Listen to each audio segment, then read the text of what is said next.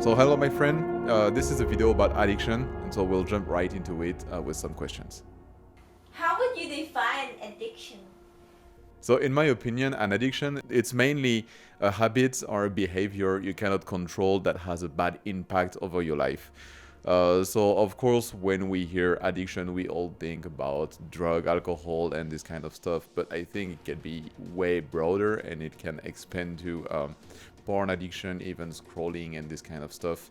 And yeah, so what makes it an addiction? In my opinion, is when you know that it is something that is bad for your life, but you still do it, and you will sacrifice the future in order to have a short-term satisfaction. How can a person identify if they have an addiction?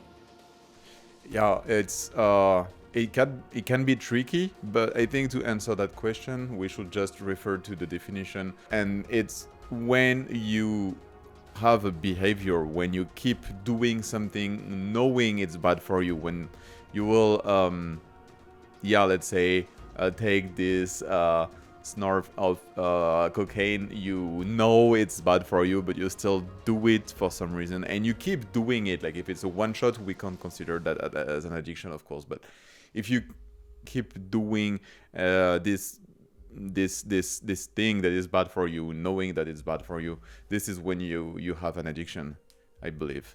So you define that addiction is only for the bad thing? What if I addict to exercise?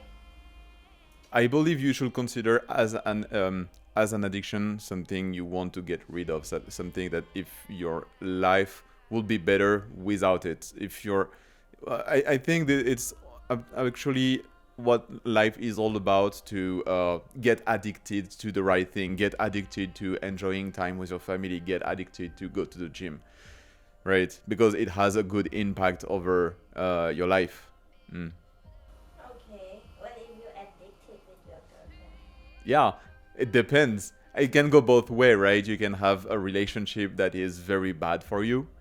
You can have a relationship where your girlfriend will pull you down, or you can have a relationship, as I do, where your girlfriend will pull you up, right? So it can go both way, and yeah, it's difficult to analyze which relationship you have with your girlfriend, but it's another topic for maybe a future video. Yeah, I was just asking. Yeah, that's a good question. Okay. Can you provide some examples of behavior that might seem harmless but could be categorized as addictions? Yes, so I think especially in the society we live today, it's very good question, because we have a lot of behaviors that can be, according to me, associated as being an addiction, but we don't look at them as addiction. And so what I have in mind could be endless scrolling. Like when you will get back from work, you draw your smartphone and you scroll for an hour and a half.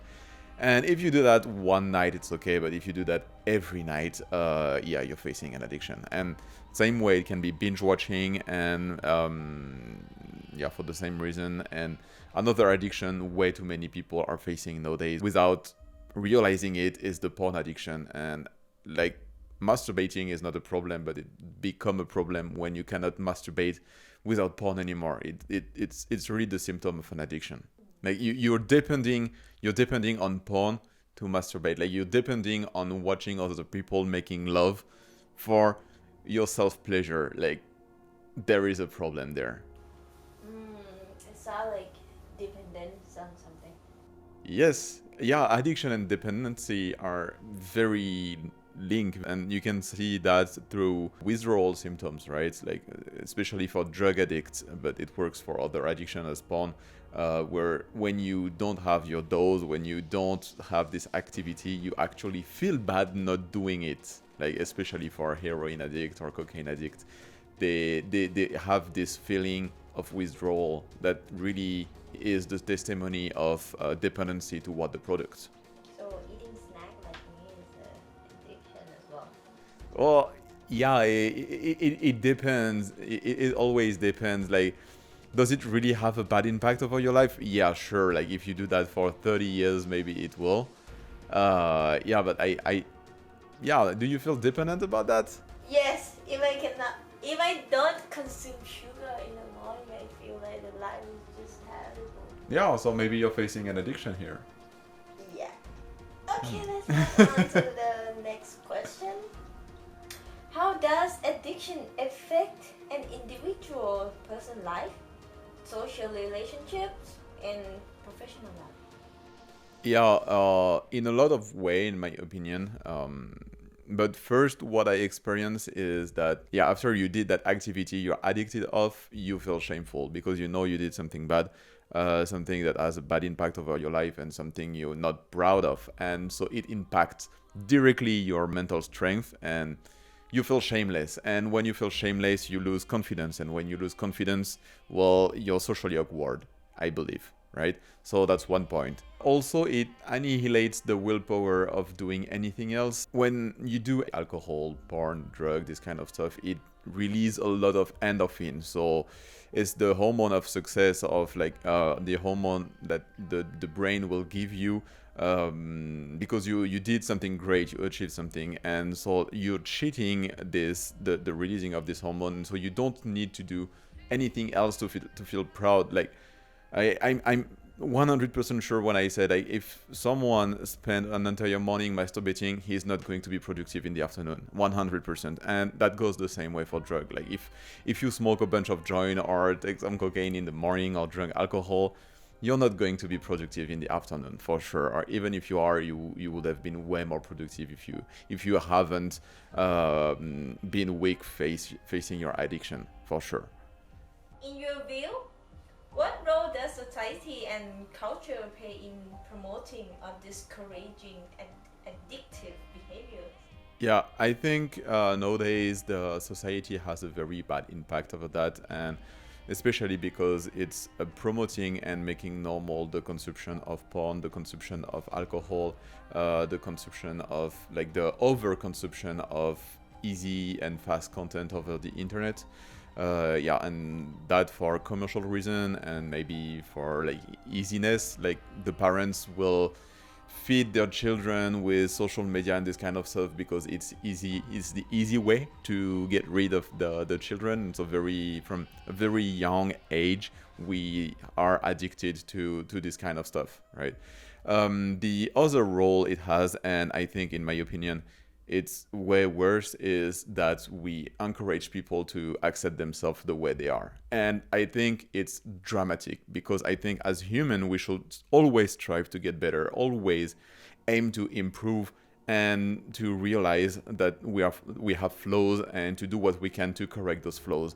And saying to people you're great the way you are, it's pushing this person toward inactivity and yeah, and depression, and so I think that's all that yeah, supposedly positive movement toward like promoting acceptance of people the way they are is absolutely dramatic over our society.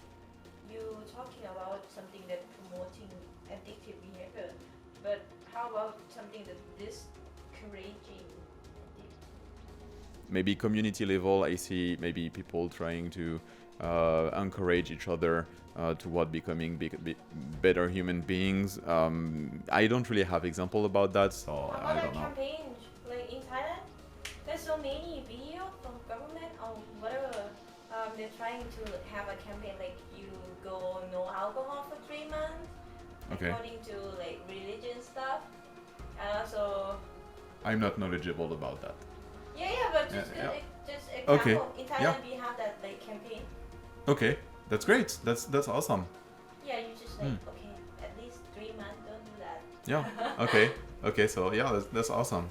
That's good. Okay. So yeah, maybe there is campaign and this kind of stuff, but I'm not really knowledgeable about that. How does an individual environment and relationship contribute to their susceptibility to addiction? Yeah, it's once again it's crucial. The influence you expose yourself to are extremely important, and so that it goes with your friend, your family, your girlfriend, etc.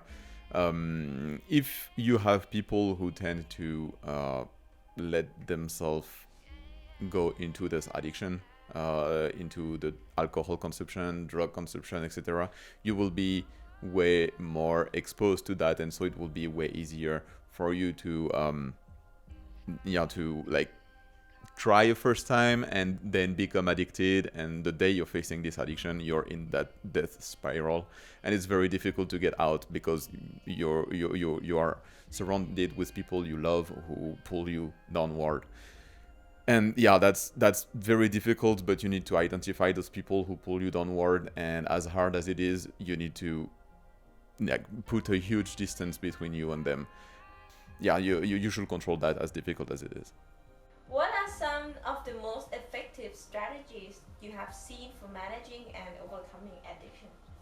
The easy way to overcome an addiction is to have a goal that is greater than this addiction, and you need to have a goal big enough so sacrificing your addiction becomes a necessity, and it becomes easy to do it because you know that if you keep this addiction, your goal will be the sacrifice.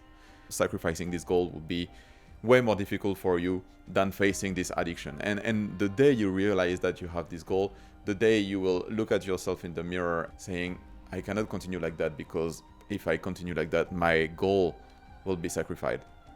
And the day you realize that, your addiction become easy to combat. So here I'm not talking about physical addiction like heroin and this kind of stuff where I know you have a real physical addiction. I'm more talking about mental addiction, like we have so many, like can be porn, can be the endless scrolling and this kind of stuff. But the day you realize it has a bad impact over this massively important goal, this addiction won't mean anything anymore to you, and it will be easy to get rid of it. How can people who have overcome addiction sustain their recovery and prevent relapse? Yeah, so let's go back to the previous question. So goal, having a goal. And the day you have your goal, you won't even consider relapsing into your addiction. Once again, you need to control your friends and your inner cycle, the people you spend the most time with. Also, it's a very important thing. Let's say you were addicted to alcohol. Step 1 to not relapsing, don't fucking have alcohol at your place. That's simple. Like, if you have alcohol at your place, you will have to fight every day to not open that beer, to not open that bottle, to do. Yeah, you get the idea. Don't bring alcohol at home. It's that simple. Yeah, that's for me. That's the three most important part to not relapse. How can education and awareness help in preventing addiction? The education is really important for the kind of people who are like facing maybe a light addiction, and if they just understood the chemicals it has, like the bad impacts it has on the chemical in the brain, the bad impact it has on their body, on their life, and the price they're paying the price they're paying for the short-term satisfaction is extremely high. That will be a great help for them, and a great step forward for them to understand this kind of stuff. But there is also the people who are facing very bad addiction and who are in really dark place, very lonely, etc. And for those people, that won't be enough. And so, yeah, for those people, it will be great to build the awareness that those people exist, and make it easier for them to seek help and find the right person to talk with. And last question. What message would you like to share with those who are maybe like struggling with their own addictions right now? Yeah, once again, I think it's crucial for those people to have a goal.